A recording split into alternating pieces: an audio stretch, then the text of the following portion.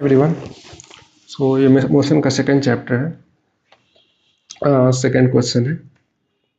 इस क्वेश्चन को हम देखते हैं। ये question JEE NET point of view से बहुत इंपॉर्टेंट है और क्लास 9 में भी ये क्वेश्चन है। तो क्वेश्चन चलिए डिस्कस करते हैं। पहले क्वेश्चन पढ़ते हैं, फिर समझते हैं, फिर इसको सॉल्व किया जाएगा। क्वेश्चन है, a stone is dropped from the top of a tower and 1 second later a second stone is thrown vertically downward with velocity 20 meter per second. The second stone will overtake the first after traveling a distance of। Question बोल रहा है क्या कि एक stone है, इसको drop किया गया है। ड्रॉप मतलब इनिशियल वेलोसिटी 0। आफ्टर 1 सेकेंड एक दूसरा स्टोन है, उसका initial velocity u equal to 20 metre पर सेकेंड से थ्रो किया गया। इसको ड्रॉप नहीं किया गया, इसको थ्रो किया गया है कुछ वेलोसिटी से। तो कह रहा है क्या ये कितना हाइट के बाद मिल जाएगा दोनों, ये कितना हाइट के बाद दोनों मिल जाएगा एक पॉइंट पे। इस पॉइंट पे भी ये रहेगा और इस पॉइंट पे भी ये रहेगा, क्योंकि थोड़ा सा स्पीड से जाएगा। क्यों? क्योंकि इसको फेंका गया है। तो वो हाइट फाइंड आउट करना है। तो चलिए सॉल्व करते हैं इस क्वेश्चन को। फर्स्ट केस कह रहा है ड्रॉप वाला केस। इसको लिख देते हैं ड्रॉप केस। ड्रॉप्ड। तो ड्रॉप्ड इसका इनिशियल वेलोसिटी 0। एज्यूम करते हैं ये h हाइट के बाद मिल रही है। कितना? h हाइट के बाद मिल रहा है। तो ये थ्रॉन वाला केस है। थ्रॉन वाला केस कब है? After 1 second. After 1 second thrown किया गया दूसरा को, उसको इनिशियल वेलोसिटी कितना है? u इक्वल टू 20 मीटर पर सेकेंड। ठीक है। इस केस में अगर इसका h हाइट लगा तो ये भी h हाइट के बाद कहाँ रहेगा? इस पॉइंट पे रहेगा। दोनों h हाइट पे मिल रहा है, ये दोनों मीट कर रहा है इस पॉइंट पे दोनों मिल रहा है। तो यही हाइट तो बताना है मुझे कि कौन से ऐसा पॉइंट है जो दोनों मिल जाएगा। ये h हाइट बताना है। सपोज करो इसका टाइम t है, इसको कितना टाइम लगा आने में? t। तो ये तो 1 सेकेंड बाद निकला है, इसका टाइम कितना हो जाएगा? t-1। अगर इसको x मानते तो इसको x-1 मानते, क्योंकि 1 सेकेंड बाद तो निकला है। इसका टाइम कितना हो गया? t-1। इसका टाइम हो गया t। इसका हाइट है h, इसका इनिशियल वेलोसिटी 0 है और इसका इनिशियल वेलोसिटी 20 मीटर पर सेकेंड है। इसको सॉल्व करते हैं। तो इसमें कौन सा फॉर्मूला लगाते हैं? इसमें फॉर्मूला लगाते हैं h equal to u t plus half g t square. h equal to क्या लगाते हैं? U t plus half g t square. U t plus half g t square.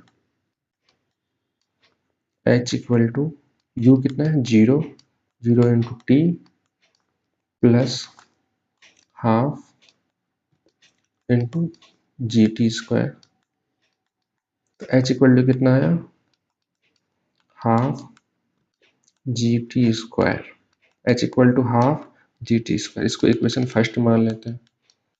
अब सेकेंड केस में देखते हैं। सेकेंड केस क्या है? सेकेंड केस है h equal to half g t square. इसमें भी लगाते हैं तो h equal to u t. U कितना है? 20 इंटू टी कितना है? t-1। टाइम कितना है? t-1 plus half g t square. Half g t square. T कितना है? t-1 का स्क्वायर मीन्स t-1 का स्क्वायर। ठीक है। तो h इक्वल टू यहाँ फुट कर देंगे हाफ जी टी स्क्वायर, तो equal to half g t square equal to 20 t-20 plus half. इसको सॉल्व करते हैं। t-1 a माइनस बी का होल स्क्वायर, तो कितना होगा? T square plus 1 minus 2t। तो half g t square equal to 20 t-20 plus half g t square plus half g minus, इसको multiply करेंगे हाफ जी इंटू 2t से कितना हो जाएगा? जी इंटू टी बचेगा, g into t, g into t बचेगा। तो हाफ जी टी स्क्वायर से half g t square cancel कर देते हैं, हाफ जी टी स्क्वायर से half g t square cancel, तो कितना हो जाएगा, 0 equal to 20t minus 20 plus g by two, g by two को क्या लिख देंगे, 10/2, 10/2 क्या होता है 5 माइनस जी टी को क्या लिख देंगे 10t, 10t। इसको फर्दर सॉल्व करते हैं तो कितना आएगा, 0 equal to 20t minus 10t, 10t minus 20 plus 5 कितना होगा -15। तो 0 प्लस 15, इसको यहाँ 15 इक्वल टू कितना हो जाएगा 10t, 10t, तो t इक्वल टू हो जाएगा 15/10, 15/10, तो 15/10 कितना 15/10 3/2, t इक्वल टू कितना 3/2 सेकेंड आया। तो अगर t इक्वल टू 3/2 सेकेंड आया तो इसको मैं पुट कर दूं क्या इस वाले इक्वेशन में, h equal to half g t square में, तो मुझे क्या मिल जाएगा हाइट।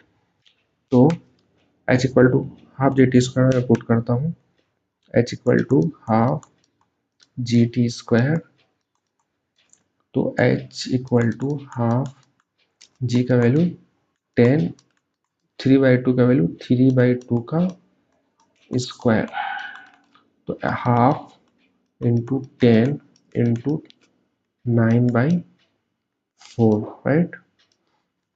तो कितना हो जाएगा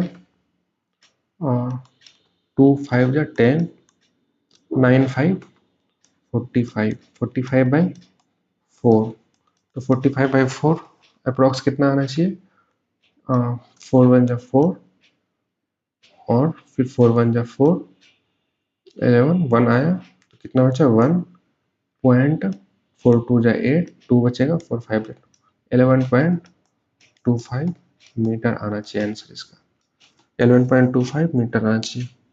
देखते हैं सही है क्या नहीं है, 11.25 मीटर यहाँ, तो कौन सा आंसर मेरा सही हुआ, ये वाला।